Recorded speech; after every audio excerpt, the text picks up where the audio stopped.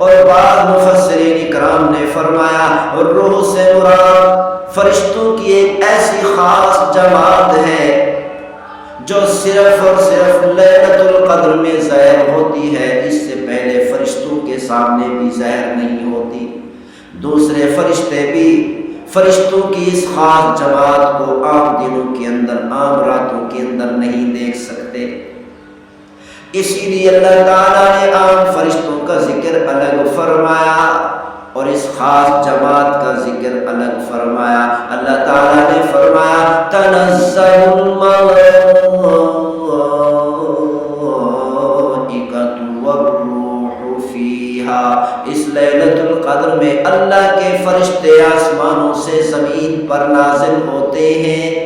پھر اللہ تعالیٰ نے خود ہی جواب دیتے ہوئے فرمایا لیلۃ القدر خیر من الف شہر۔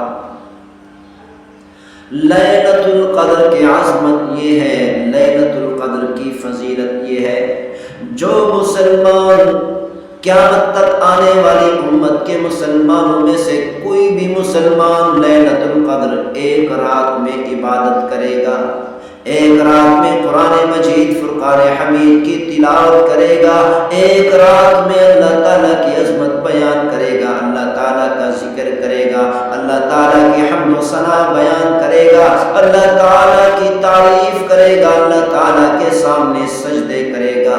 اللہ تعالیٰ فرماتے ہیں میں اس کو اجر اتنا عطا کروں گا گویا کہ اس نے 84 سال سے بھی زیادہ عرصہ عبادت کر لی۔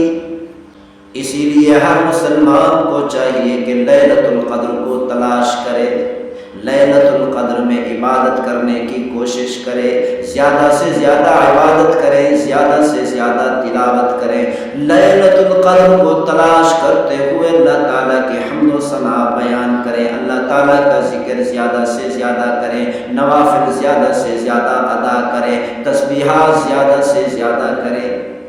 اللہ تعالیٰ نے قرآن مجید فرقان حمید میں سورۃ القدر میں بیان فرمایا تنزل الملائکۃ والروح فیہا۔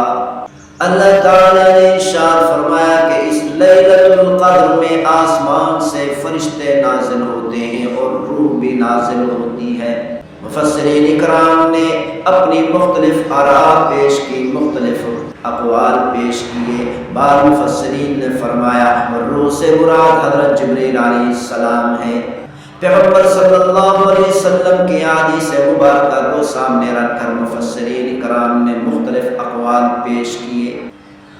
بعض علماء اکرام، بعض مفسرین اکرام بیان فرماتے ہیں کہ روح سے مراد ایک ایسا فرشتہ ہے کہ ساتوں آسمان اور ساتوں زمینیں، آسمان اور زمینوں کے درمیان جو کچھ بھی ہے، جتنی مخلوقات ہے، ساری کی ساری مخلوقات، سورج، چاند، ستارے، جانور، انسان، چرند پرند، کیڑے مکوڑے اور درندے، ساری کی ساری مخلوقات اس فرشتے کے سامنے ایک لقمہ بن جاتی ہے۔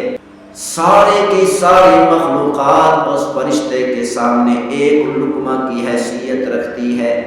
اور بعض مفسرین اکرام نے فرمایا روح سے مراد فرشتوں کی ایک ایسی خاص جماعت ہے جو صرف اور صرف لیلۃ القدر میں ظاہر ہوتی ہے، اس سے پہلے فرشتوں کے سامنے بھی ظاہر نہیں ہوتی۔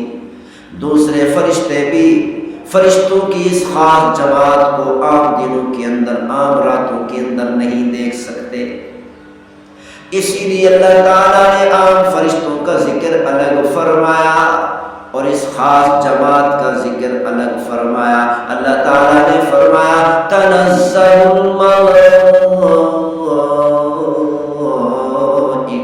والروح فیہا، اس لیلۃ القدر میں اللہ کے فرشتے آسمانوں سے زمین پر نازل ہوتے ہیں اور روح بھی نازل ہوتی ہے، یعنی فرشتوں کی خاص جماعت بھی نازل ہوتی ہے، یا ایک خاص فرشتہ بھی نازل ہوتا ہے، یا بعض مفسرین کے اقوال کے مطابق حضرت جبریل علیہ السلام فرشتوں کی جماعتوں کو لے کر آسمان سے زمین پر اترتے ہیں۔